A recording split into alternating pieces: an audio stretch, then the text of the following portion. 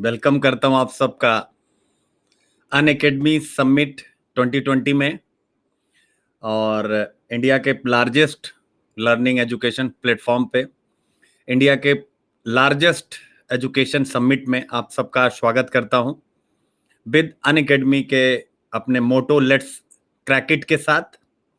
और चलिए स्टार्ट करते हैं आज की अपनी एक चर्चा, a summit to pursue your UPSC dreams. आपके यूपीएससी ड्रीम्स में हम सब अपना एक जो भी जिसका रोल है वो प्ले करना चाहते हैं, और मेरा रोल जो है आज का वो ये है आपके सामने ऑप्शनल हिंदी लिटरेचर। तो आज हम लोग इस समिट में ऑप्शनल हिंदी लिटरेचर पर एक डिस्कशन करेंगे और कई एंगल से मैं इस ऑप्शनल को आप लोगों को बताने की कोशिश करूंगा कि क्यों ये ऑप्शनल अच्छा है और क्यों आपको इस ऑप्शनल को चूज करना चाहिए, और अगर आपने चूज कर लिया है तो कैसे इसे अपनी सफलता का, अपनी सक्सेस का सबसे बड़ा बेस आप बनाएं, उसके लिए क्या स्ट्रेटजी होनी चाहिए। तो इन सब विषयों पर हम लोग चर्चा करेंगे। तो चलिए स्टार्ट करते हैं आज की अनअकैडमी समिट 2020 और टॉपिक हिंदी साहित्य वैकल्पिक विषय। ओके, तो चलो बच्चों स्टार्ट करते हैं अब आज की क्लास। अच्छा, किसी का हिस्ट्री है, किसी का कोई बात नहीं, लेकिन आज का सेशन हमारा लिटरेचर का है।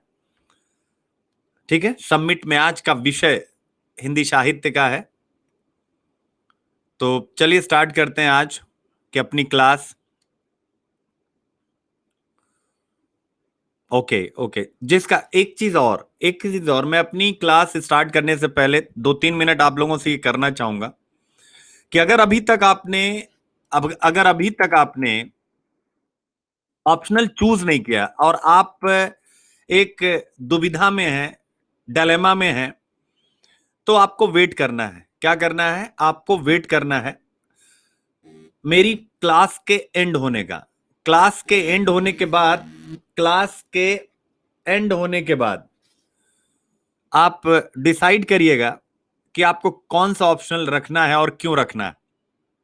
तो आज आपका ऑप्शनल कुछ भी है। कई स्टूडेंट हैं, कभी कह रहे हैं कि मेरा ऑप्शनल एक्स है, कोई कह रहे हैं वाई है। Doesn't matter. एक बार आज हम लोग ऑप्शनल हिंदी लिटरेचर पर बातचीत करते हैं और आप लोग खुद डिसाइड करिएगा कि क्या आपको इस ऑप्शनल के साथ चलना चाहिए या नहीं चलना चाहिए। चलना चाहिए तो क्यों चलना चाहिए, नहीं चलना चाहिए तो क्यों।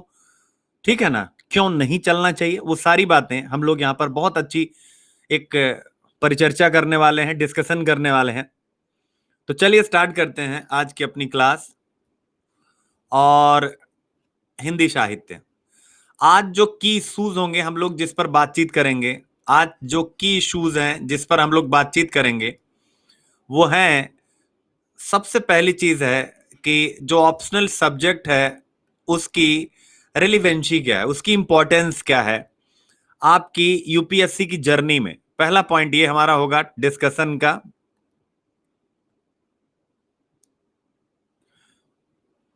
एक बार बच्चों आज मुझे कर लेने दो मेरी डिस्कशन पूरा का पूरा, ठीक है, उसके बाद हम लोग बातचीत करेंगे। वैकल्पिक विषय की इंपॉर्टेंस, यानी उसकी इंपॉर्टेंस क्या है आपकी सक्सेस में, ज्ञान में नहीं, नॉलेज में नहीं, आपकी सक्सेस में। बिकॉज ये कॉम्पिटिटिव एग्जाम है, यहां पर ज्ञान का मतलब नहीं है कि आपको एक्स सब्जेक्ट बहुत आता है, वाई सब्जेक्ट बहुत आता है, जेड सब्जेक्ट कम आता है। तो इसका कोई मतलब नहीं, आपको जेड भी आना पड़ेगा, एक्स भी, वाई भी। ये कंपटीशन है, ये याद रखिएगा। सेकंड, हम जो है अपना ऑप्शनल हिंदी साहित्य वैकल्पिक विषय क्यों लें, यानी यही सब्जेक्ट क्यों, वाई रीजन। थर्ड, हम लोग बातचीत करेंगे स्टूडेंट जैसे हमेशा कुछ प्रश्न पूछते हैं, वो क्वेश्चंस क्या क्या है उस पर हम लोग बातचीत करेंगे। अभी भी आप लोग कई प्रश्न पूछ रहे हैं जिसको मैं देख पा रहा हूं। नेक्स्ट है क्या हो तैयारी की रणनीति, यानी आपकी प्रेपरेशन स्ट्रेटजी क्या होनी चाहिए, और इस प्रिपरेशन स्ट्रेटजी को हम लोग इंटरलिंकिंग क्वालिटी इंप्रूवमेंट प्रोग्राम, जो मेरा टैग लाइन है IQIP, जैसे मैं द हिंदू लेता हूं या आपको कोई भी GS का सब्जेक्ट कराता हूं, तो क्या हो तैयारी की रणनीति, इंटरलिंकिंग क्वालिटी करेंगे, ठीक है ना। फिर इसके बाद हम प्रश्न पत्र का नेचर देखेंगे, बिल्कुल एकदम बच्चों की तरह हम लोग हर चीज को समझेंगे, प्रश्न पत्र का स्वरूप क्या है।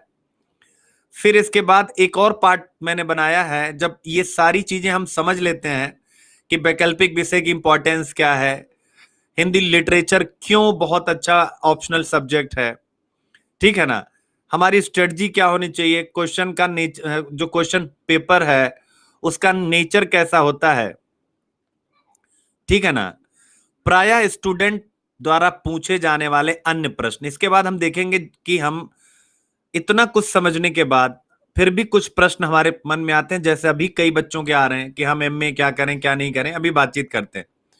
बुक लिस्ट को दे करके कौन कौन सी बुक पढ़ें, ये बड़ा एक दिमाग में कंफ्यूजन रहता है और हमें परेशान करता है।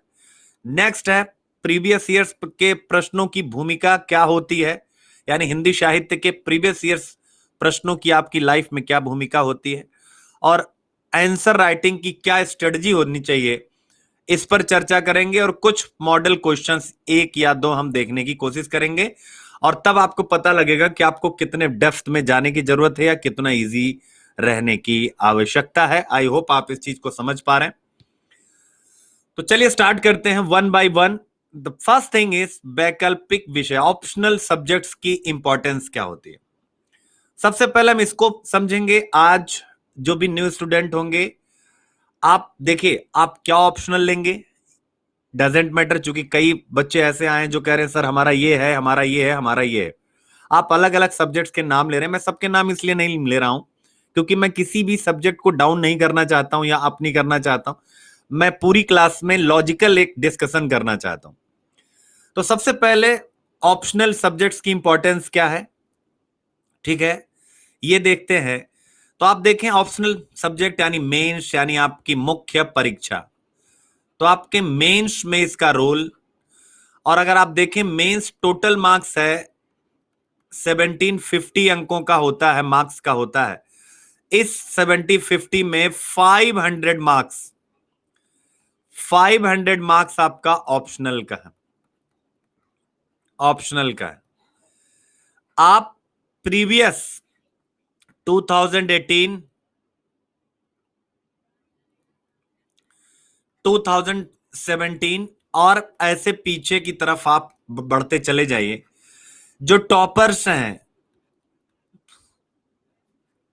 ठीक है ना, जो भी टॉपर्स हैं उनके अगर आप मार्क्स देखेंगे तो जो टॉपर्स के मार्क्स हैं वो ऑप्शनल में बहुत ज्यादा है, यानी कि उनको टॉप कराने में ऑप्शनल ने सबसे मेजर रोल प्ले किया है। 1-2 एक्सेप्शन को छोड़ करके इस बात से आप लोग एग्री करेंगे कि ऑप्शनल सब्जेक्ट ने टॉप कराने में सबसे, यानी कि अगर आप अंडर 100 आना चाहते हैं, आप IAS प्रॉपर चाहते हैं, या आप सेलेक्ट होना चाहते हैं, या आप इंटरव्यू कॉल, कुछ भी, तो इसका मतलब है ये 500 मार्क्स बहुत मेजर रोल प्ले करता है। जिस स्टूडेंट का ये स्ट्रांग हुआ तो ऑब्वियस है वो कोई भी ऑप्शनल हो तो वो समझिए कि उसकी सक्सेस स्टोरी में एक बहुत बड़ा जंप आया। कोई भी स्टूडेंट अगर 500 में 280 प्लस लेके आ जाता है, उसकी इंटरव्यू कॉल फिक्स है, उसकी इंटरव्यू कॉल फिक्स है। तो इसलिए, और 300 प्लस आ जाए तो सिलेक्शन फिक्स है आपका। GS में बहुत एवरेज आए उसके बाद भी आपका सिलेक्शन फिक्स है। और अगर GS में अच्छा हो जाए, इसी मार्क्स के साथ अगर आपका GS अच्छा हो जाए तो आप रैंक लगा देने, आप टॉप कर जाएंगे। तो वैकल्पिक विषय की इंपॉर्टेंस ये है, बहुत संक्षेप में, इस पे बहुत ज्यादा डीप जाने की जरूरत। हिंदी साहित्य वैकल्पिक विषय क्यों, हिंदी साहित्य वैकल्पिक विषय क्यों? देखिए इसके कई रीजन है क्यों आपको चूज करना चाहिए। तो मुझे जो लगता है सबसे पहला है क्योंकि कंपटीशन है, क्योंकि कंपटीशन है, आपको दूसरों से आगे निकलना है। कंपटीशन में आपको आगे निकलना है तो पहला मेरा अपना मानना है, पहले तो आप इसको कंपटीशन मान के चलिए कि आप कॉम्पिटिटिव एग्जाम की प्रिपरेशन कर रहे हैं, नॉलेज के लिए नहीं पढ़ रहे। तो ऐसे में अगर आप कंपटीशन के लिए पढ़ते हैं तो सबसे पहली चीज क्या है आपको जाननी होगी। सबसे पहली चीज आपको यह जानना है कि कंटेंट, सबसे पहली चीज होती कंटेंट। तो यह एक ऐसा सब्जेक्ट है जिसमें कंटेंट बहुत आसानी से उपलब्ध है, बहुत आसानी से उपलब्ध है, ठीक है ना। तो वैकल्पिक विषय तो कंटेंट इसका।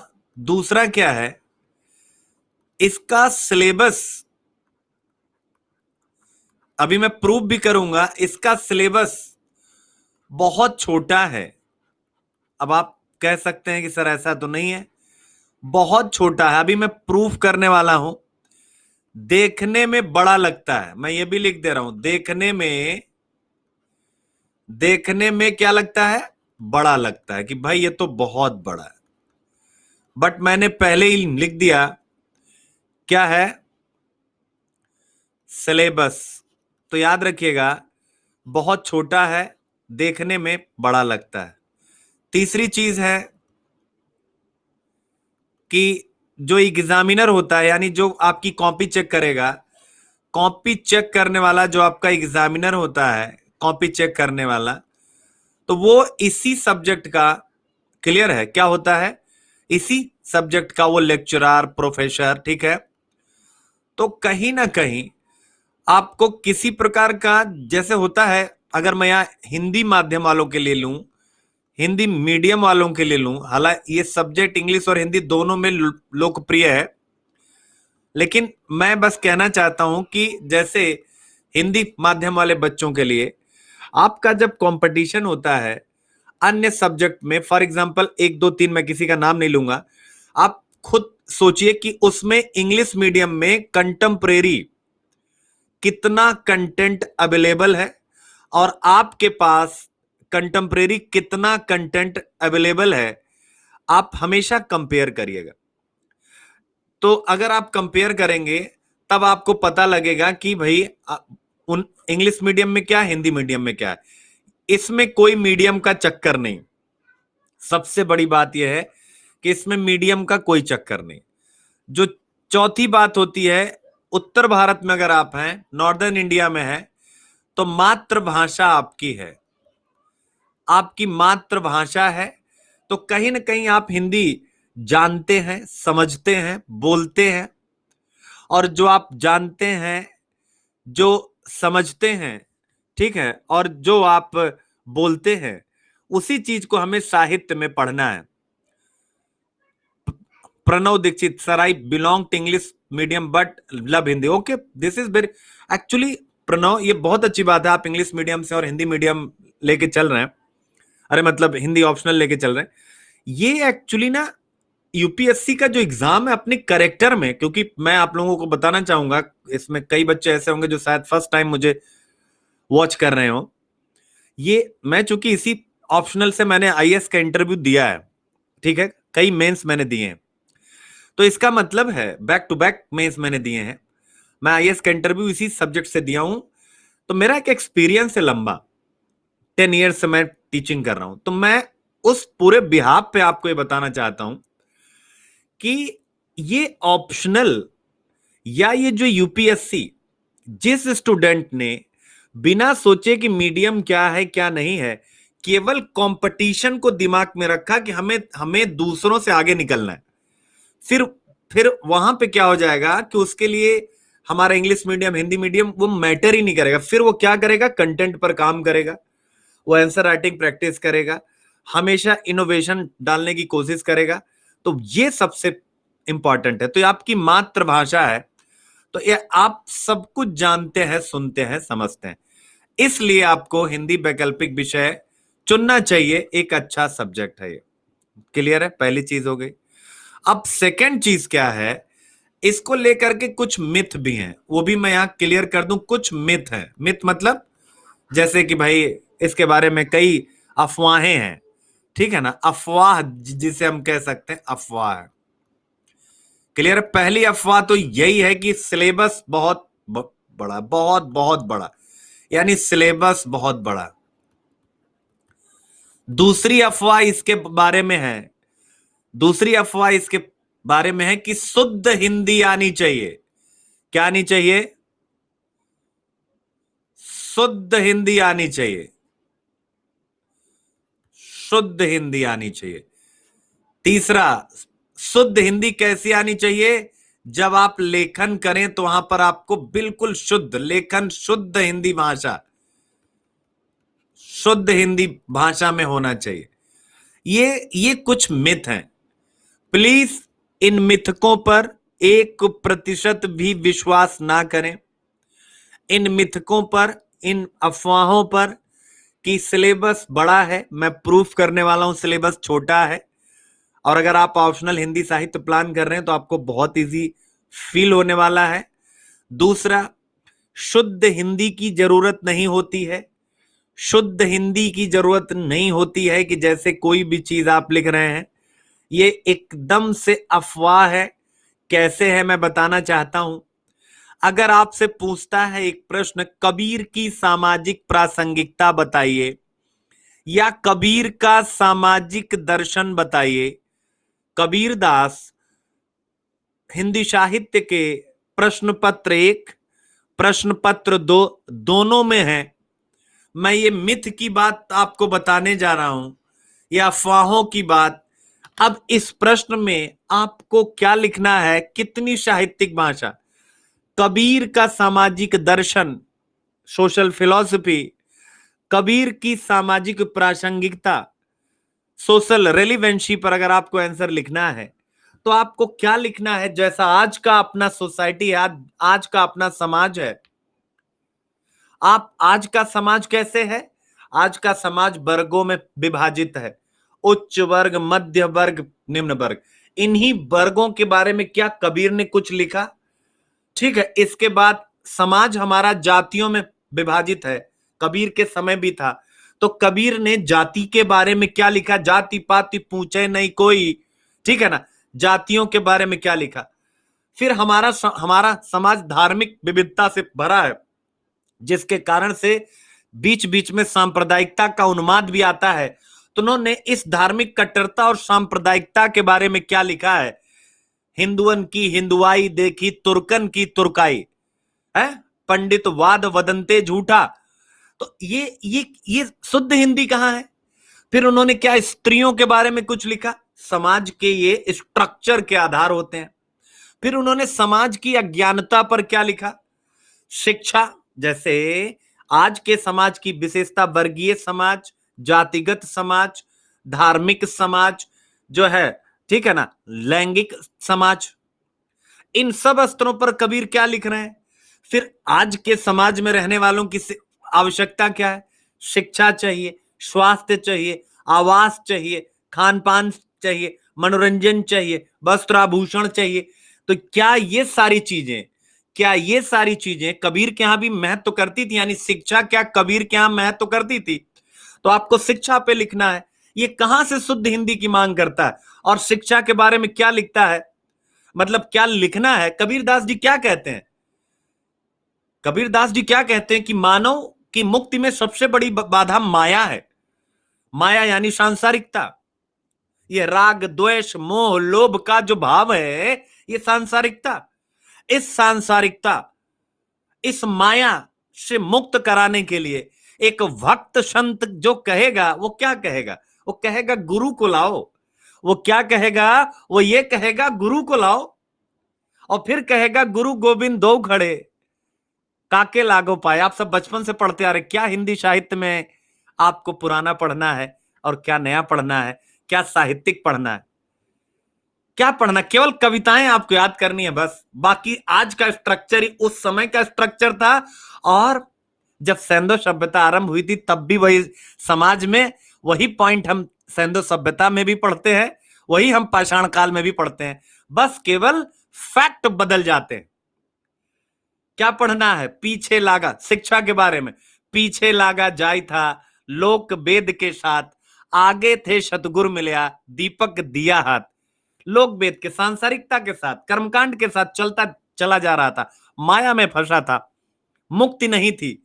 आगे गुरु मिले, सज्जन गुरु मिले, और हाथ में क्या दिया? दीपक दिया, हाथ में एक प्रकाश दिया, रोशनी दी। वो रोशनी क्या थी? ज्ञान की रोशनी थी, जिससे सत्य का ज्ञान हुआ। तो आपको सबसे बड़ी चीज है क्या करना इसमें। मैं पहले कह रहा हूं इन मिथकों पर, क्योंकि आप देखिए नई जनरेशन है, नई पीढ़ियां हैं। आप अगर अपनी लाइफ में पहले से ये सोच लेंगे, किसी ने एक आपके अंदर प्रीजुडिश, एक पूर्वाग्रह डाल दिया कि ये विषय खतरनाक है, इसे मैं कंप्लीट कराऊंगा या मैं कंप्लीट कराऊंगी। फॉर एग्जाम्पल, अगर मैं आपको डरा दूं, अभी नहीं होता कि ये मेरे अलावा कोई नहीं करा सकता, ये बेटा, कोई भी साहित्य समाज का दर्पण है। जरा एक चीज याद करिएगा, साहित्य समाज का दर्पण है। और अगर साहित्य समाज का दर्पण है तो इसका मतलब है समाज में जो कुछ भी घटित हो रहा है वही तो आपको लिखना है। क्या कबीर के समय का समाज, क्या तुलसी के समय का समाज, क्या नागार्जुन के समय का समाज, जिस प्रकार से कबीर तकलीफ में थे, जिस प्रकार से कबीर तकलीफ में थे धर्म और जाति को लेकर के, और उसी प्रकार से नागार्जुन भी तो तकलीफ में थे। समय का कितना अंतर है, वही आधार था विश्लेषण का। तो इसलिए पहली चीज मैंने बताया, हिंदी साहित्य वैकल्पिक विषय क्यों? तो क्यों? क्योंकि आसानी, कंटेंट इजिली अवेलेबल है, सिलेबस बहुत छोटा है, कॉपी चेक करने वाले अपनी लैंग्वेज के होते हैं, तो कॉपी चेक करने में बैसनेस होती नहीं है, ठीक है। और कंटेंट इसमें बहुत ज्यादा अपडेट करने की आवश्यकता करंट से नहीं होती है, बहुत ज्यादा। एक आप 10% अगर करंट अफेयर्स अपडेट कर देते हैं, 90% ट्रेडिशनल रहता है, आपका कंप्लीट है। अन्य सब्जेक्ट बहुत ज्यादा करने पड़ते हैं। और चौथी मैंने कहा आपकी मातृभाषा है, उठते बैठते कहीं ना कहीं हम इसका इस्तेमाल करते हैं। तो केवल सिलेबस जिसकी अच्छी समझ नहीं होती है, समस्या उसको होती है। फिर मैंने कहा मिथ या अफवाह है। मिथ या अफवाह के बारे में मैंने कहा कि जो है सिलेबस बहुत बड़ा है, मैं प्रूफ करने वाला हूं छोटा है। शुद्ध हिंदी की जरूरत नहीं है, शुद्ध हिंदी लेखन, शुद्ध हिंदी की जरूरत नहीं है। इनफैक्ट मैं खुद आपसे ये बात कह रहा हूं, कि आप इंग्लिश के वर्ड भी देवनागरी में लिख सकते हैं। हिंदी को संपर्क भाषा के रूप में आगे बढ़ाने के लिए अब वैज्ञानिक एवं तकनीकी शब्दावली आयोग ने इस तथ्य को आगे बढ़ाया है कि अब हम अंग्रेजी के शब्दों का इस्तेमाल देवनागरी लिपि में कर सकते हैं। जो पॉपुलर वर्ड है, जो प्रचलित शब्द हैं, वो हम देवनागरी में, इंग्लिश के वर्ड जैसे इंटरलिंकिंग, तो इस इंटरलिंकिंग को आप इंग्लिश में INTERLINKING, और इसमें छोटी टा के ऊपर बिंदी रा, इंटरलिंकिंग आप ऐसे लिख सकते हैं। आई होप आप इस चीज को समझ पाए। अब इसके बाद अगली जो बातचीत है, प्रायः स्टूडेंट द्वारा पूछे जाने वाले प्रश्न कौन कौन से होते हैं, जो आप लोग पूछ भी रहे हैं। क्या इंग्लिश मीडियम स्टूडेंट हिंदी साहित्य ले सकते हैं?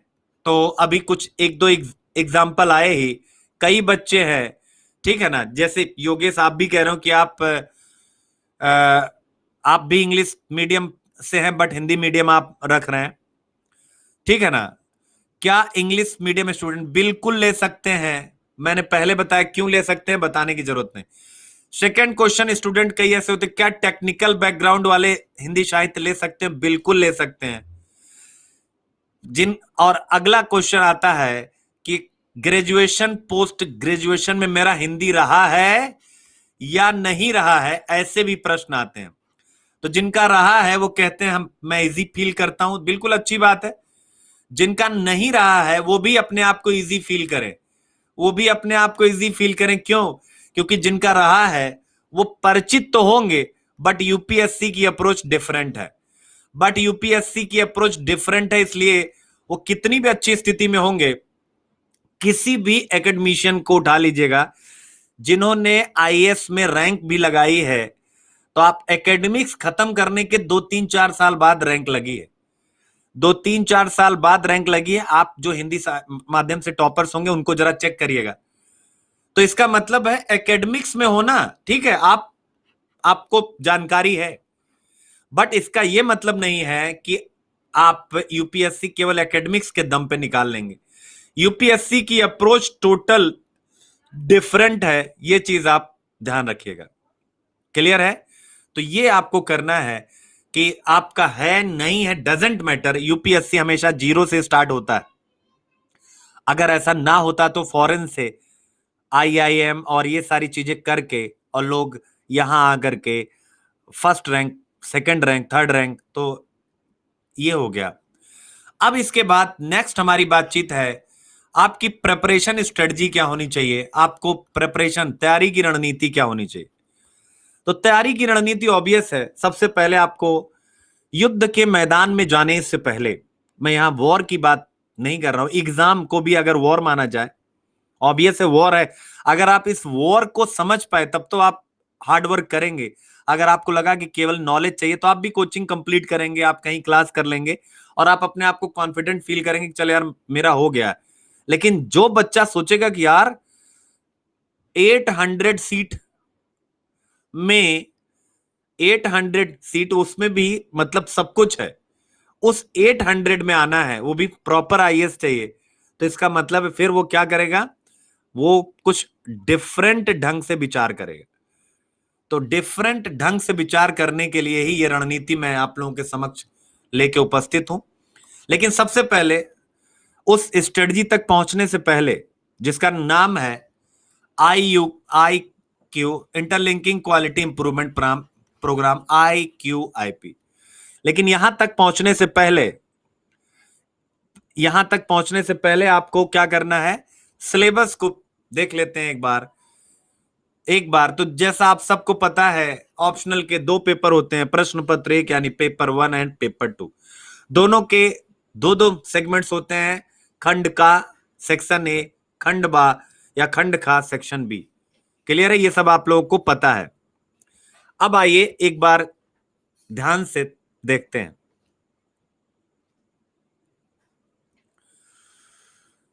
प्रभात कुमार जी क्या करें, नेवी ज्वाइन करने के बाद 13 साल से बस इंग्लिश, अभी हिंदी छुआ। देखिए, मैं इसमें एक प्रश्न है, मैं उसको कॉमन प्रश्न बना के आपके सामने रखता हूं जिससे सारे स्टूडेंट इसको समझ पाए। जैसे देखिए, आपने कहा या कि माध्यम मेरा अभी तक ये रहा है, एक्स रहा है, क्या वाई रखना, यानी मेरा इंग्लिश रहा तो हिंदी रखना, हिंदी रहा तो इंग्लिश रखना, ये कहां तक सही रहेगा, कहां तक नहीं रहेगा। देखिए, अगर आप इस एग्जाम के करेक्टर को समझते हैं ना, इस एग्जाम के करेक्टर को समझते हैं कि यूपीएससी की एक्चुअल में डिमांड क्या है, तो आप एनी टाइम कुछ भी चेंज कर सकते हैं। इनफैक्ट हमारे टाइम का भी मुझे एग्जांपल पता है, बहुत से स्टूडेंट ऐसे थे, एक अटेम्प्ट में एक ऑप्शनल रखते थे, सेकंड में उसको स्किप करते थे और उन्होंने सिलेक्शन भी पाया है। तो ये एग्जाम एक्चुअली थोड़ा डिफरेंट है। ये एग्जाम, ठीक है, 150 वर्ड्स में कितने आपको इंग्लिश जानने की जरूरत है, कितना हिंदी, ठीक है, तो बहुत ऐसा कुछ भी नहीं है। 150, 200, 230, बस इससे ज्यादा आपको लिखना नहीं है, इतने वर्ड्स में आपको आंसर लिखने हैं। क्लियर है? फिर भी अगर आप सहज हैं तो हिंदी कहीं से बुरा नहीं है, बहुत अच्छा है। खंड का देखिए, सबसे सबसे इंपॉर्टेंट, हिंदी भाषा और नागरी लिपि का इतिहास, इसके बारे में भी एक अफवाह है। क्या है? एक अफवाह है, मिथ भी कह सकते हैं आप। इसके बारे में एक अफवाह है, और अफवाह क्या है? इसके बारे में अफवाह है कि ये बड़ा टफ होता है, ये बड़ा टफ होता है, भाषा खंड जो है हिंदी साहित्य का बहुत कठिन होता है। अमूमन हम अपने आसपास अपने दोस्तों से किसी से पूछते हैं तो यही बात आती है। देखिए, अभी कुछ बच्चे भी कह रहे हैं व्याकरण, सो ऑन। मैं पहले इस सिलेबस को बताने से पहले आपको बताता हूं भाषा में पूछता क्या है। इस भाषा खंड में आपको आंसर में आपके अपने उत्तर में क्या लिखना है। अभी आपको ऐसा लगेगा कि इससे आसान तो कुछ है ही नहीं। उत्तर क्या लेखन करना, उत्तर लेखन। भाषा के किसी भी प्रश्न में, भाषा के किसी भी प्रश्न में आपको 3 चीजें लिखनी होती हैं, फर्स्ट, सेकेंड एंड थर्ड। क्या क्या है?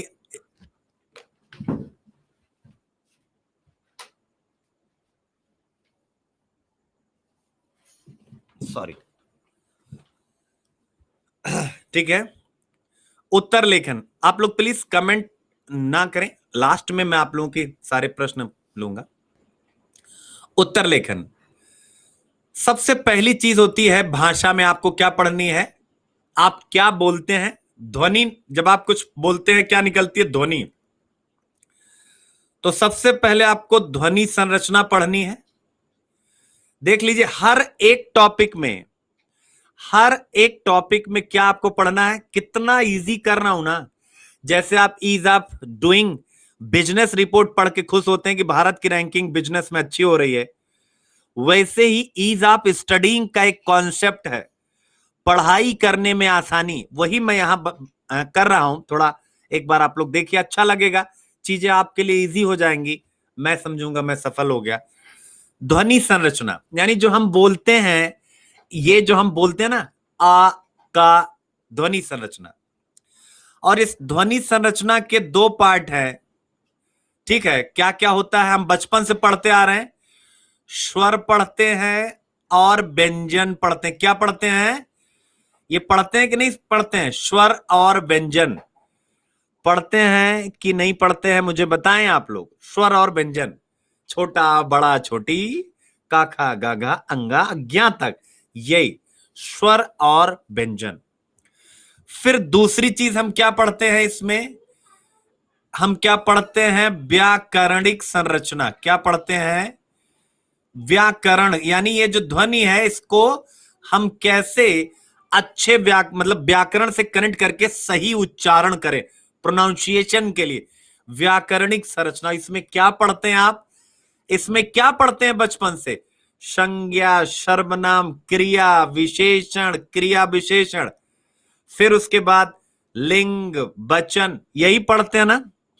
यही पढ़ते हैं कि नहीं पढ़ते हैं? ठीक है, उत्तर आ रहा है, हाँ, वेरी गुड। तीसरा, ठीक है ना, तीसरा हम इसमें पढ़ते हैं भाषिक,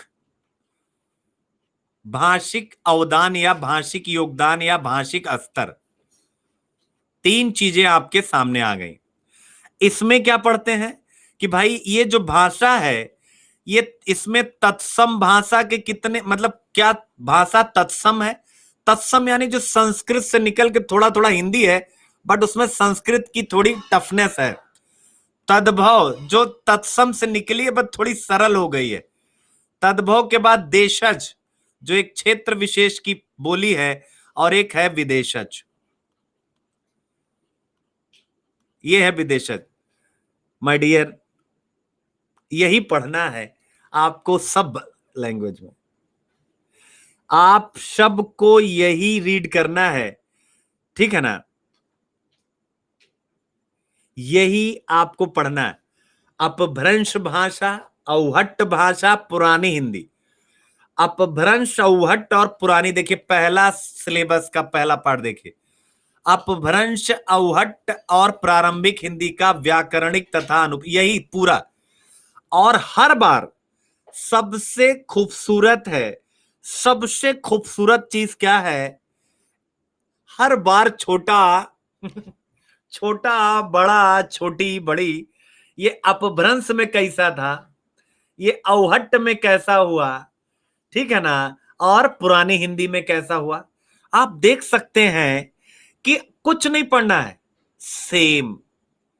आप हर एक चीज, हर एक चीज, हर एक भाषा में हमें सेम निकालना है, और एग्जाम्पल उस काल के जो भी कभी रहे होंगे उनसे निकल आएगा।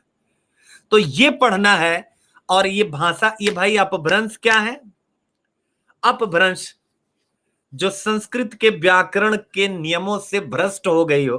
भ्रष्ट का मतलब क्या है? आचरण खराब हो जाना। तो जो संस्कृत के व्याकरण के नियमों से भ्रष्ट हो जाए उसे अपभ्रंश। उसी का अगला चरण अवहट्ट, और उसी का अगला पुरानी, और उसके बाद अभी वर्तमान हिंदी। और ये अपभ्रंश की एक भाषिक विकास की एक अवस्था है। भाषिक विकास की एक अवस्था है कुछ, ठीक है। तो संस्कृत थी, फिर पाली हुई, फिर प्राकृत हुई, संस्कृत सरल हुई, पाली, फिर प्राकृत, और फिर अपभ्रंश, फिर अवट, और फिर प्रारंभिक हिंदी। ये पाली और प्राकृत यूपीएससी में नहीं है, बट ये स्टेट सिविल सर्विसेज एग्जाम में है, ये स्टेट सिविल सर्विसेज के एग्जाम में है। तो ये हो गया, देख सकते हैं सारी भाषा। फिर अगला है ब्रज और अवधी भाषा, जरा इसको पकड़े रहिएगा, ब्रज और अवधी भाषा, ब्रज और अवधी भाषा। अभी आगे आपको इंटरलिंकिंग कराने वाला हूं, ब्रज और अवधी भाषा।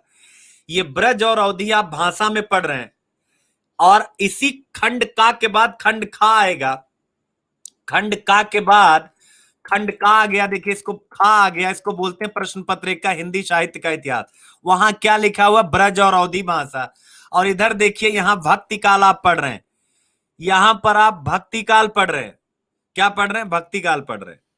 और यहां देखिए उधर क्या है, ब्रज और अवधी भाषा, और यहां पर भी ब्रज और अवधी भाषा। कृष्ण भक्ति काव्य धारा क्या है, ब्रज भाषा। सूफी काव्य धारा, राम भक्त यानी तुलसी, ये अवधी के हैं।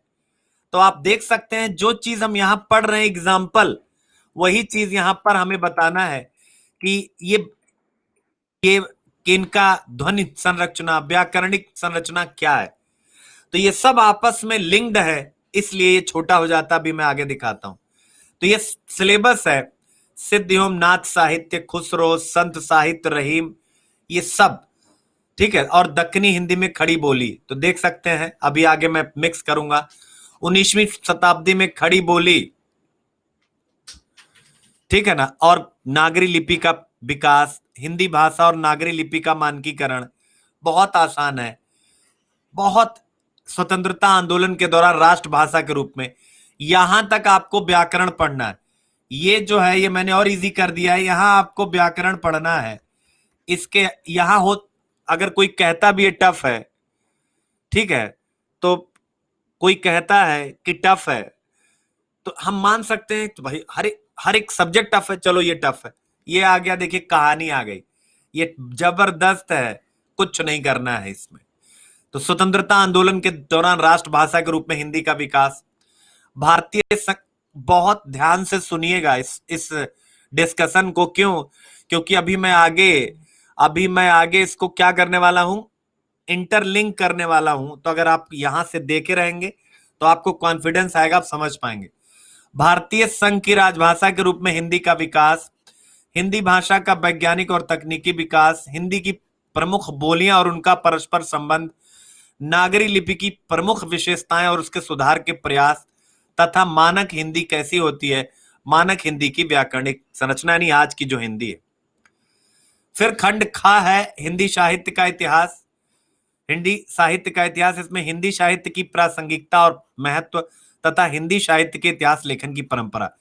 जो कुछ भी अगर किसी को लग भी सकता है टफ वफ है, हालांकि मैंने एकदम इजी कर दिया है, बस यही है। इसके बाद तो बच्चा ये पेपर इतना इजी हो गया है, जिसका जो यहां पढ़ रहे हो ना, ये जो यहां पढ़ रहे हो, यही सब प्रश्न पत्र 2 में पढ़ोगे एग्जैक्ट। अभी मैं इंटरलिंकिंग वाले पोर्शन में दिखाऊंगा।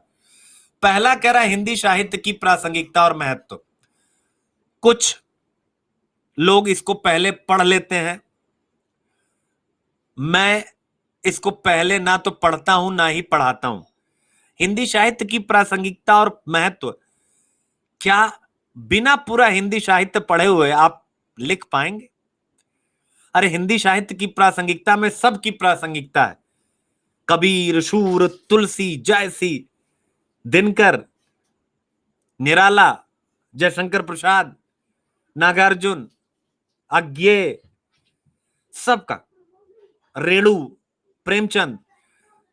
इसीलिए मैं इसको पहले कभी नहीं कराता हूं। कई बच्चे कहते हैं सर हर सभी लोग तो इसको पहले करा देते हैं। मैंने कहा बच्चा अगर कोर्स कंप्लीट करना है तब तो एकदम ऐसे ही होगा, लेकिन अगर आपको इनोवेशन और आपको डेप्थ चाहिए तो ये तो लास्ट का टॉपिक है, पहला टॉपिक नहीं। हाँ, ये पहला टॉपिक हो सकता है, हिंदी साहित्य के इतिहास लेखन की परंपरा।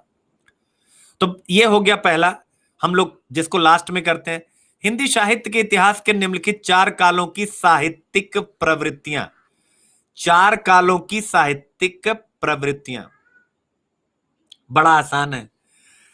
कोई अगर कहे साहित्यिक प्रवृत्तियां आपको लिखना है, इसका भी फॉर्मेट यही बता देता हूं, इसका भी फॉर्मेट यही बता देता हूं। फॉर्मेट आप याद रखिएगा, इसका भी फॉर्मेट मैं यही बता देता हूं।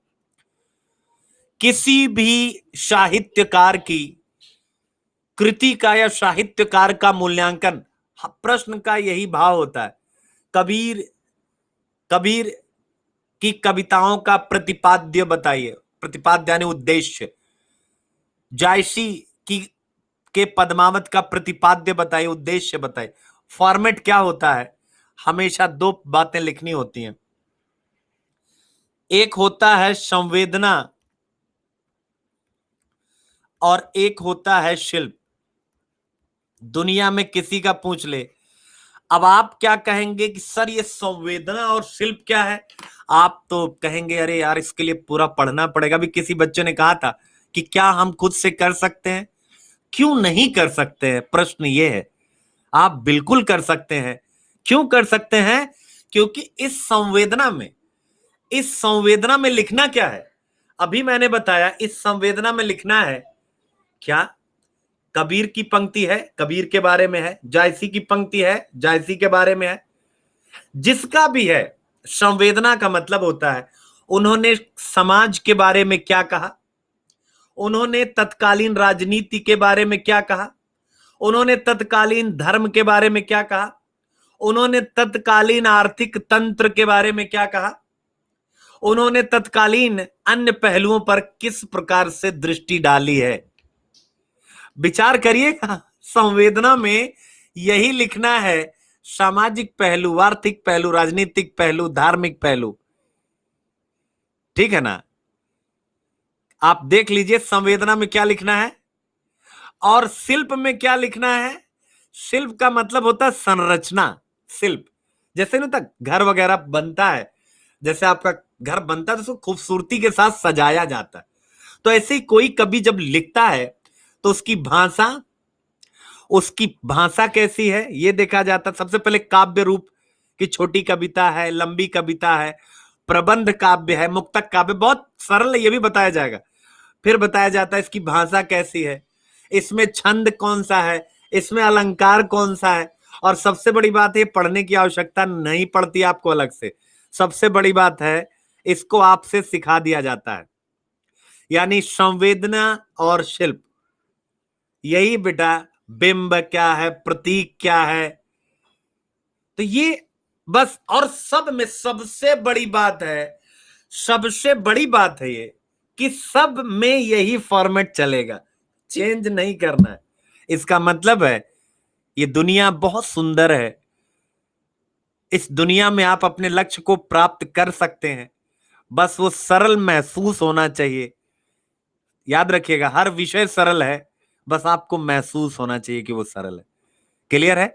हर चीज का स्ट्रक्चर होता है। अगर आप स्ट्रक्चर फॉलो करते हैं तो आप बहुत आगे जाएंगे। अदरवाइज क्या होगा? आप उलझे रह जाएंगे और लोग आगे निकल जाएंगे और आप अंत तक उलझे रहेंगे। याद रखिएगा, ठीक है? ऑलवेज इजी फील करिए। मैंने बता दिया संवेदना और शिल्प सिमट के रह गया। तो सेम बच्चों ऐसे ही आप देखिए भक्ति काल, रीति काल। देखिए भक्ति काल में कबीर जैसी सुर तुलसी, रीति काल में रीतिकाल, रीतिबद्ध काव्य, रीति मुक्त काव्य, प्रमुख कवि केशव बिहारी पद्माकर घनानंद। हिंदी साहित्य का इतिहास में आप देखिए, खंड खा में क्या है? आधुनिक काल, नवजागरण गद्य का विकास, भारतेंदु मंडल। प्रमुख लेखक भारतेंदु, बालकृष्ण भट्ट और प्रताप नारायण मिश्र। आधुनिक हिंदी कविता की मुख्य प्रवृत्तियां छायावाद, प्रगतिवाद, प्रयोगवाद, नई कविता, नवगीत, समकालीन कविता और जनवादी कविता। प्रमुख कवि देखिए, सबका नाम सुनिएगा, इंटरलिंक करने वाला हूं। मैथिली शरण गुप्त, जयशंकर प्रसाद, सूर्यकांत त्रिपाठी, निराला महादेवी वर्मा, रामधारी सिंह दिनकर, सच्चिदानंद वात्स्यायन अज्ञे, गजानन माधव मुक्तिबोध और नागार्जुन। ठीक है?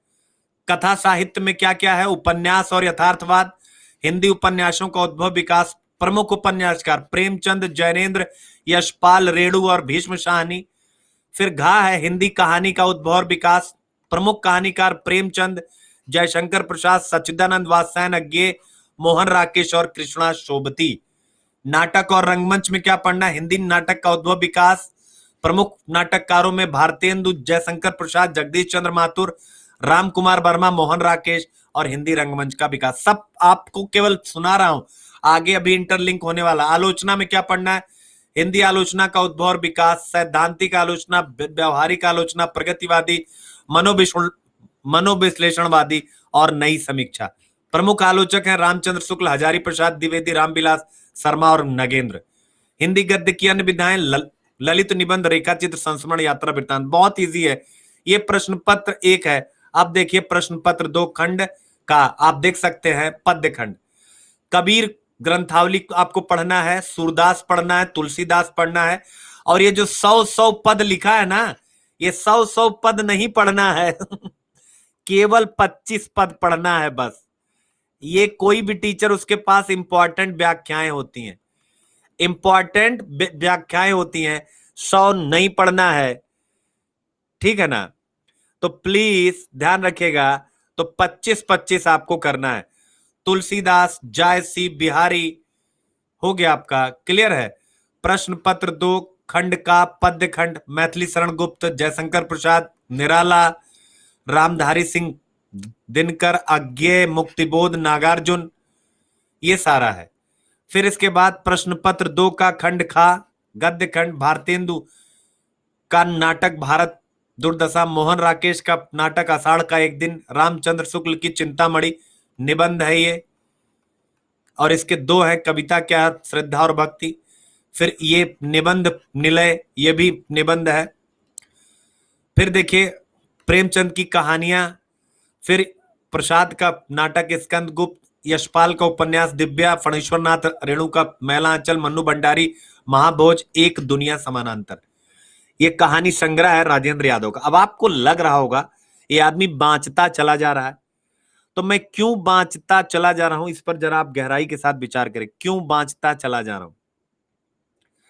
इसलिए कि आप एक बार सुन लें, एक बार आप सुन लें, क्योंकि इस सिलेबस को अब मैं छोटा करने जा रहा हूं।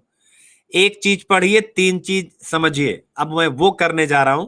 इसलिए आइए एक बार देख लेते हैं प्रश्न पत्र का स्वरूप कैसा होता है, और फिर इसके बाद इंटरलिंक करते हैं। देखिए प्रश्न पत्र 1 आपको अच्छे से पता है, ये प्रश्न पत्र 1 का है।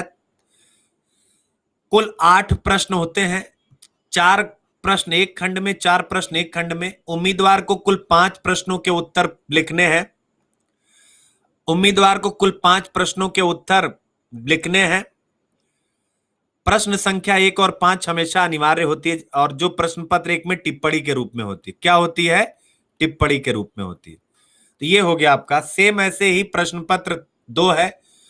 प्रश्न पत्र 2 भी 8 प्रश्न है, जो 2 खंडों में विभाजित कुल 5 प्रश्नों के उत्तर आपको देने होते हैं। प्रश्न संख्या 1 और 5 यानी पद्य खंड और गद्य खंड की व्याख्या जो आती है अनिवार्य है।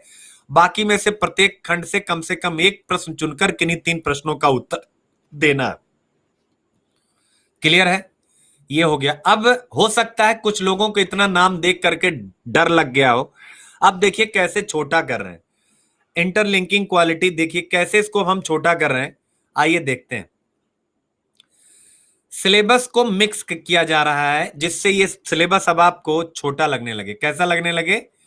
यानी आपको ये सिलेबस अब कैसा लगने लगेगा? अब ये छोटा लगने लगेगा सिलेबस। प्रश्न पत्र 1, ठीक है, खंड का हिंदी भाषा और नागरी लिपि का इतिहास, ठीक है। और खंड खा को देखिए मिक्स कर दिया गया है, हिंदी साहित्य का इतिहास। ये समझ में आ रहा है? हाँ, ये बच्चों ऑप्शनल के लिए, ये समझ में आ रहा है कि नहीं आ रहा है? हिंदी साहित्य का इतिहास दोनों को मिला दिया गया है, क्योंकि वही चीजें आपको, जैसे जब आप भाषा में पढ़ेंगे आप भ्रंश, अवहट और प्रारंभिक हिंदी, तो आपको देखिए खंड IQIP खंड खा दिखा रहा है। क्या दिखा रहा है? खंड खा। हिंदी साहित्य का इतिहास में जब आप आदिकाल पढ़ेंगे तो सिद्धनाथ और रासो साहित्य और जो चंद्र बरदाई, खुसरो, ये सब जो है, इन सब की भाषा में यही अपभ्रंश, अवहट और के अभिलक्षण दिखाई देंगे। तो आप यहां जो पढ़ रहे हैं वो यहां पे आकर के आपका क्या करेगा? आपको हेल्प करेगा। आपको क्लियर है, एक चीज पढ़ेंगे दूसरी चीज अपने आप समझ में आएगी। अब दूसरा देखिए, जैसे हमने क्या कहा, मध्यकाल में ब्रज और अवधी भाषा, अवधी भाषा, ठीक है, और यही चीज आपको खंड खा में पढ़ना है, इसी प्रश्न पत्र के खंड खा में पढ़ना है। क्या करना है, हिंदी साहित्य का इतिहास। क्या पढ़ना, हिंदी साहित्य का इतिहास में भक्ति काल पढ़ना है। और आप इसमें देखिए सूफी काव्य धारा, कृष्ण भक्ति काव्य धारा, कृष्ण भक्त यानी सूरदास। तो जब आप ब्रज भाषा पढ़ते हैं, ये ब्रज भाषा पढ़ेंगे, तो ब्रज भाषा में आपको यही सूरदास का और सूरदास के साथ और जो कृष्ण भक्त कवि थे उन्हीं के बारे में लिखना है। यानी कि सूर के पहले कैसी थी ब्रज भाषा, सूर के काल में कैसी हुई, और सूर के पश्चात यानी रीति काल में, भक्ति काल के बाद रीति काल में कैसे हुई भाषा। ठीक है, ऐसे ही सूफी और तुलसी यानी राम भक्ति काव्य धारा में अवधि पूरा आपको पढ़ना है। तो ये परस्पर मिला हुआ है। क्या ये चीज समझ में आई आप लोगों के? ठीक है, आई तो बहुत अच्छी बात है। ठीक है, ऐसे ही चलना है। ठीक है, आगे आते हैं। अब देखिए, ऐसे यहां आया सिलेबस 19वीं शताब्दी में, ये खंड का 19वीं खंड का यानी प्रश्न पत्र 1 का, 19वीं शताब्दी में खड़ी बोली और नागरी लिपि का विकास। 19वीं शताब्दी में खड़ी बोली और नागरी लिपि का विकास। क्लियर है? अब देखिए इसको कहां से कनेक्ट किया जा रहा है, खंड खा के हिंदी साहित्य के इतिहास में आधुनिक काल आप पढ़ेंगे। ये देखिए नव जागरण और गद्य का विकास। ये जो गद्य का विकास है यही 19वीं शताब्दी में खड़ी बोली का विकास है, और जिसमें भारतेंदु और उनके मंडल के कवियों, ठीक है ना, उनका बालकृष्ण भट्ट जो है, प्रताप नारायण मिश्र जी, इन सब का योगदान है। तो आप देख सकते हैं, ये आपको पढ़ना, सब इंटरलिंक्ड है, ये चीज आपको ध्यान में रखना। अब अगर देखिए प्रश्न पत्र 1 का जो खंड खा है, अब उसको हम प्रश्न पत्र 2 के खंड का यानी पद्य खंड से मिक्स कर रहे हैं। जो पद्य खंड से जिस भी बच्चे को थोड़ा कम समझ में आएगा, एक बार सिलेबस देख के दोबारा इस पर प्रैक्टिस करेगा, उसकी बहुत अच्छे से समझ डेवलप हो जाएगी। तो आप देख सकते हैं प्रश्न पत्र 1 खंड का एवं प्रश्न पत्र 2 खंड का। यहां पर क्या है देख सकते हैं आप, भक्ति काल। भक्ति काल आपका है कौन सा, प्रश्न पत्र 1 खंड का संत काव्य धारा, सूफी, कृष्ण भक्ति और राम भक्ति धारा। आप लोगों को याद हो गया होगा, कबीर, जायसी, सूर और तुलसी। अब देखिए प्रश्न पत्र 2 पद्य साहित्य में यही कबीर, जायसी, सूर और तुलसी लगे हैं कि नहीं? कबीर लगे हैं कि नहीं? सूर लगे हैं कि नहीं? तुलसी लगे? एक मिनट प्लीज कमेंट करके बताइए, तुलसी लगे हैं कि नहीं? जायसी लगे हैं कि नहीं? अब मुझे बताइए, आप अगर एक पेपर में ये पढ़ लेंगे, आप एक पेपर में पढ़ लेंगे, तो क्या कबीर का आपको वहां कोई नहीं बताएगा, जायसी कोई नहीं बताएगा? आप सोच लीजिएगा। इसका मतलब है ऐसे पढ़ाई करनी है हिंदी साहित्य की। फिर ऐसे बच्चों देखो, प्रश्न पत्र 1 खंड का एवं प्रश्न पत्र 2 खंड का, इसको अगर आप चेक करेंगे तो जैसे हम प्रश्न पत्र अगर 1 खंड का खा लेते हैं हिंदी साहित्य का इतिहास, तो रीतिकाल। अब इस रीतिकाल में हम केशव और बिहारी देख रहे हैं। अब देखिए प्रश्न पत्र 2 पद्य साहित्य में देखिए बिहारी आ गए हैं, बिहारी रत्नाकर आपको पढ़ना है। अब देखिए इंटरलिंक हुआ कि नहीं हुआ, आप बताते चलिए। अब देखिए अगला है, अगला क्या है, अगला है आधुनिक हिंदी कविता की मुख्य प्रवृत्तियां, छायावाद, प्रगतिवाद, प्रयोगवाद, नई कविता, नवगीत, समकालीन कविता, जनवादी। और कौन कौन से कवि पढ़ने, जरा एक एक कवि देखिए। ठीक है, क्या मैथिली शरण गुप्त, जयशंकर प्रसाद, सूर्यकांत त्रिपाठी निराला, रामधारी सिंह दिनकर, सच्चिदानंद वात्स्यायन, गजानन माधव और नागार्जुन। आइए देखिए, ये हो गया प्रश्न पत्र 1 का खंड खा, और ये हो गया प्रश्न पत्र 2 का खंड खा, प्रश्न पत्र 2 का खंड का पद्य साहित्य। देखिए क्या मिल रहा है, यहां मैथिली शरण गुप्त, यहां मैथिली शरण गुप्त, यहां जयशंकर प्रसाद, यहां जयशंकर प्रसाद, यहां निराला, यहां भी निराला, यहां महादेवी वर्मा, खैर उनको छोड़ दीजिए, यहां भी रामधारी सिंह दिनकर, और यहां भी रामधारी सिंह दिनकर, यहां सच्चिदानंद वात्स्यायन अज्ञे, यहां भी सच्चिदानंद वात्स्यायन अज्ञे, यहां भी गजानन माधव मुक्तिबोध, यहां भी गजानन माधव मुक्तिबोध, यहां भी नागार्जुन और यहां भी नागार्जुन। समझ में आया मैं क्या कहना चाह रहा हूं? सच से एकदम हृदय से बताइए, ये कॉन्सेप्ट समझ में आ रहा है कि नहीं आ रहा? अगर इस हिसाब से आपको जबरदस्त तैयारी कराई जाए तो क्या हो जाएगा? ठीक है, अब तो इजी लगा कि नहीं लगा? प्लीज एक बार कमेंट में बताएं, इजी लग रहा है कि नहीं लग रहा है? अब इजी लग रहा है कि नहीं लग रहा? बहुत इजी है बेटा। अगर कोई समझाने वाला हो, अगर कोई समझाने वाला हो तो ऐसे तो बहुत, मतलब ऐसा लगेगा। और मैं आपको ये करके दिखाऊं, अगर ये इतना छोटी छोटी, जैसे ये असाध्य वीणा कविता है, ये असाध्य वीणा कविता इतनी आसान है। अज्ञेय की कविता है असाध्य वीणा, छोटी छोटी ये कविताएं, बहुत छोटी कविताएं हैं, ये सब छोटी कविताएं। ब्रह्म राक्षस, असाध्य वीणा क्या? एक ऐसी वीणा जो बजती नहीं है, और बजाता उसे कौन है? एक साधक, उसका नाम है प्रियंबद। साधक का नाम क्या है? प्रियंबद। प्रियंबद कैसे बजाता है साधक? और यही अज्ञेय अपने समाज को सिखाना चाहते हैं, चूंकि साहित्य समाज का दर्पण होता है। असाध्य वीणा एक ऐसी वीणा, वीणा जो बजाई जाती है, वो वीणा बजती नहीं है, सदियों से रखी हुई है राजा के यहां, कोई बजा नहीं पाता। आए अनेकों कलावंत, पर उसे कोई साध ना सका। कलावंत एक से एक, युगों से एक साधक आता है प्रियंबद, और जैसे ही गोद में रखता है, वीणा झंझना उठा, वीणा सहसा वीणा झंझना उठी, वीणा बज उठती है, सारी सभा रही स्तब्ध, सब पूरी सभा स्तब्ध रहती है। ऐसा कैसे हो गया? राजा ने पूछा आपने कैसे बजाया? उसने कहा यह मेरा कुछ नहीं था, मैंने अपने आप को समर्पित कर दिया था इस वीणा के प्रति। इसका मतलब है सृजन हमेशा अहम शून्यता में होता है। अगर कोई भी व्यक्ति पूर्णतः समर्पित हो जाए, अहंकार का त्याग कर दे और अपने आप को अपने कर्म के प्रति समर्पित कर दे और निष्काम कर्म योग से समर्पित कर दे, भगवत गीता के आदर्श से, निष्काम कर्म योग से, कि फल की इच्छा नहीं करे। और प्रियंबद ने फल की इच्छा नहीं की, गोद में रखा, समर्पित हो गया, अपने आप को वीणा को समर्पित कर दिया, और एक पूरा उनका कंसंट्रेशन बना और वीणा बज उठी। उनके पहले जो आते थे कलावंत, वो क्या सोचते थे? इतने लाख असरफियां इनाम में रखी हैं, वो मिलेगा तो ये करेंगे वो करेंगे। इसका मतलब है कि उनके अंदर कहीं ना कहीं निष्काम कर्म योग नहीं था। असाध्य वीणा, यही इतना इसमें लिखना है। बहुत इजी है, बहुत बहुत इजी है।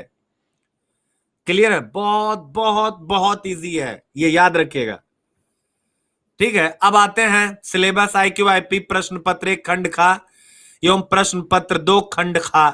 आइए अब देखिए, मिक्स करते हैं, यानी गद्य खंड को अब क्या करते हैं हम? गद्य खंड को मिक्स करते हैं। गद्य खंड, यह है खंड खा प्रश्न पत्र 1, और हम कर रहे हैं प्रश्न पत्र 2 से।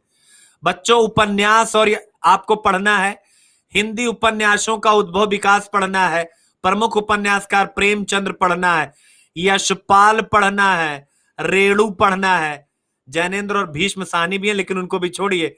यही प्रेमचंद, देखिए प्रश्न पत्र 2 गद्य साहित्य में प्रेमचंद है, यही यशपाल यहां भी है, यहां भी है, यही रेणु यहां भी है, यहां भी है।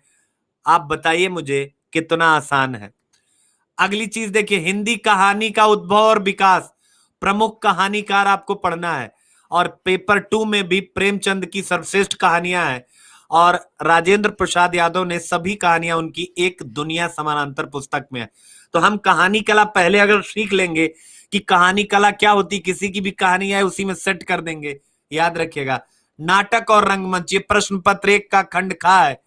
हिंदी नाटक का उद्भव विकास, प्रमुख नाटककार भारतेंदु, जयशंकर प्रसाद और मोहन राकेश।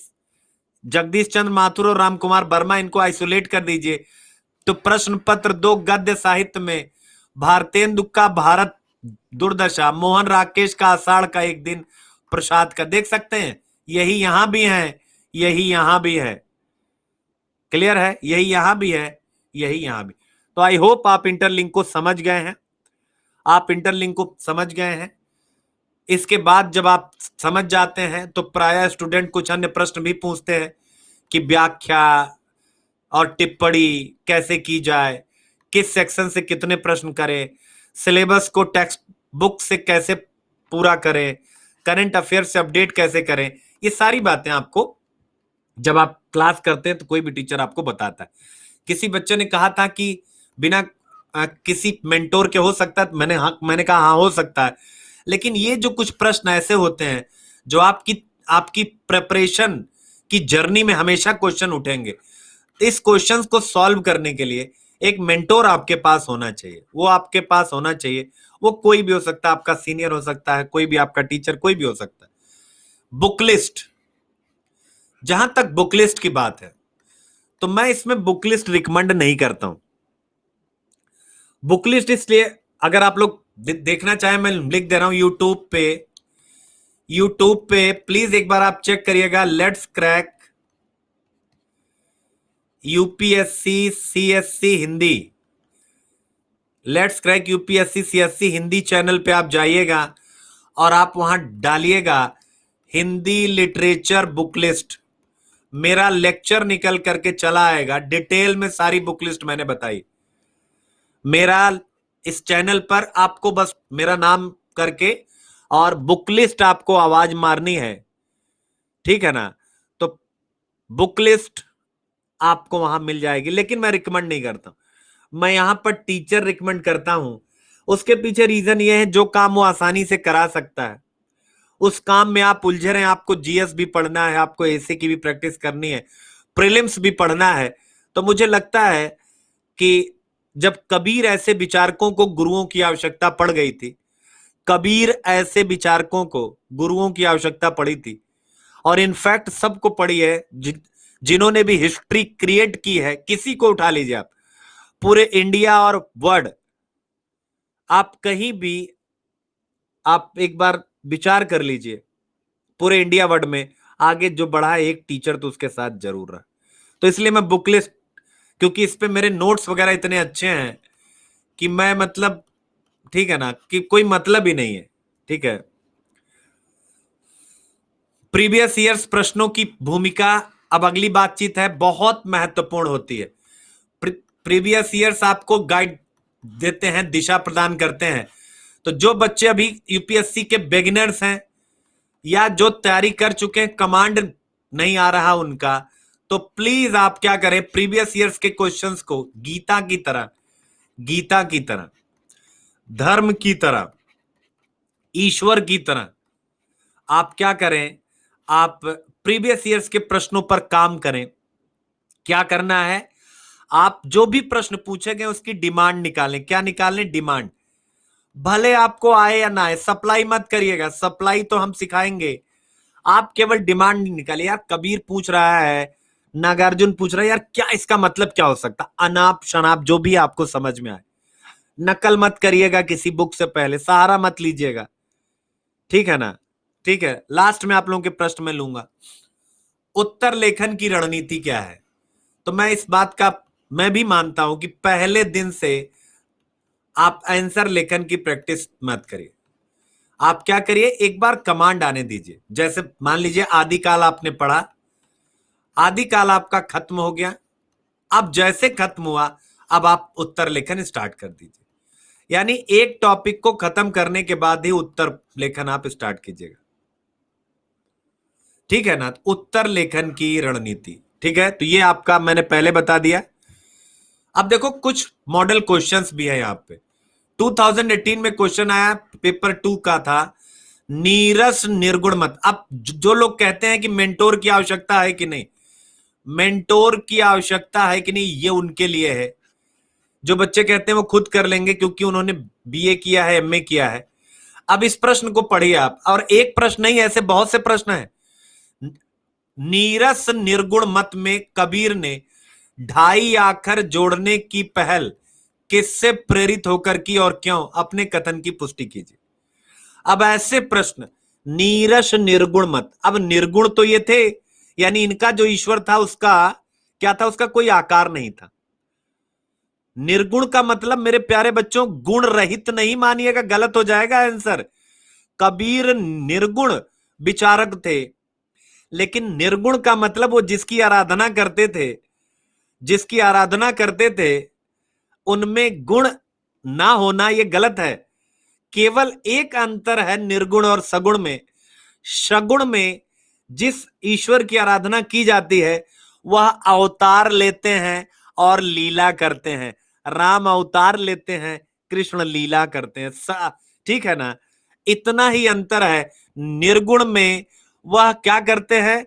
ना अवतार लेते हैं ना लीला करते हैं। बाकी दोनों के राम एक ही हैं। याद रखिएगा, राम के जो गुण तुलसी के हैं वही राम के गुण कबीर के भी हैं। अंतर केवल एक है, बड़ा बारीक सा। कितना इजी हो गया। तो फिर भी कह रहा नीरस। नीरस मतलब इसमें कोई रस नहीं है। रस होते हैं ना, नवरस, नवरस होते हैं ना। कह रहा कोई रस नहीं है, कोई रस नहीं है। तो कबीर ने ढाई आकर जोड़ने की पहल किससे प्रेरित होकर की और क्यों? तो भाई सूफी भी उनके समकालीन थे और नीरस था ही उनका मत। तो समय के साथ प्रत्येक विचारक, क्योंकि विचारक है तो लोचशील होगा ना, तो समय के साथ प्रत्येक विचारक समय की मांग के हिसाब से अपने सिद्धांतों में परिवर्तन करता है। क्यों करता है? क्योंकि समय की मांग है। निर्गुण है, कोई ईश्वर दिखाई नहीं पड़ रहा, उस ईश्वर तक पहुंचाने के लिए गुरु की आवश्यकता है। लेकिन कितने ऐसे लोग हैं जिनको अच्छे गुरु मिल पाते हैं? कितने अच्छे साधक हैं जो एक्चुअल में गुरु खोजना चाहते हैं?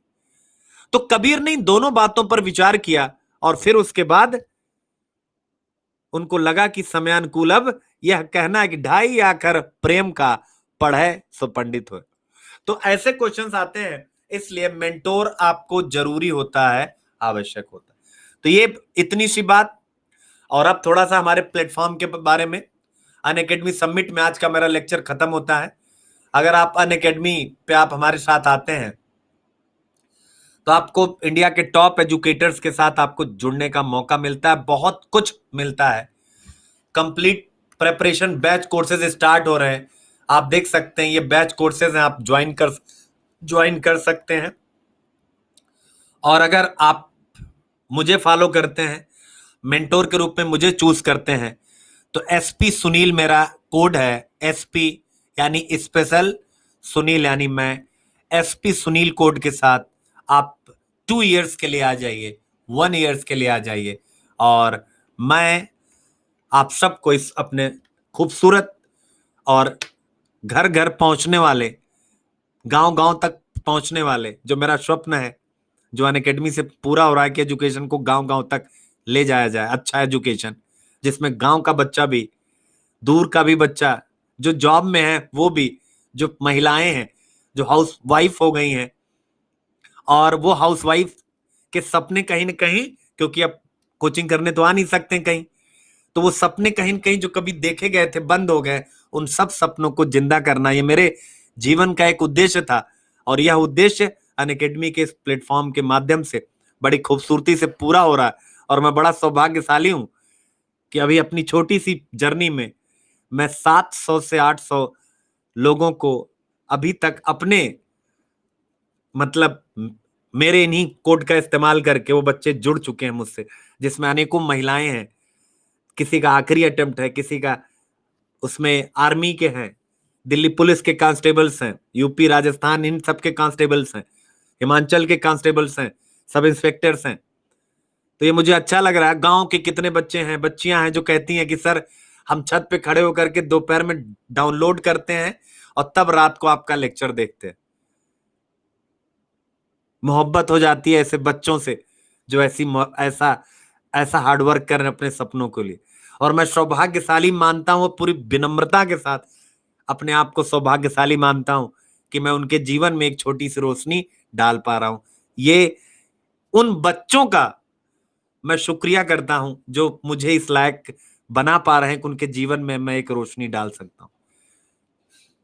मिलते हैं बच्चों एक छोटे से ब्रेक के बाद, तब तक के लिए जय हिंद, लेट्स क्रैक इट।